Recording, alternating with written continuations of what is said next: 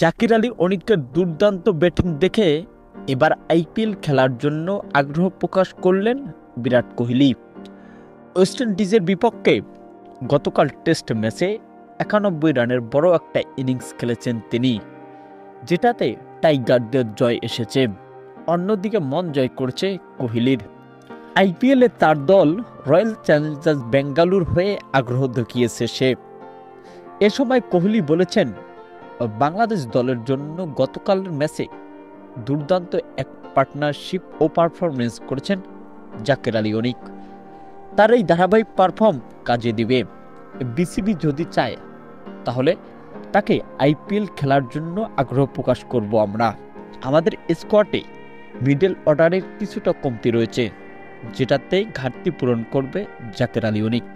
হতে পারে তার এই ধারাবাহিক পারফর্ম আইপিএলের মঞ্চ কাঁপাবে। তো প্রিয় দর্শক, এ বিষয়ে আপনার কি মন্তব্য জানিয়ে দিবেন ভিডিওর কমেন্ট বক্সে।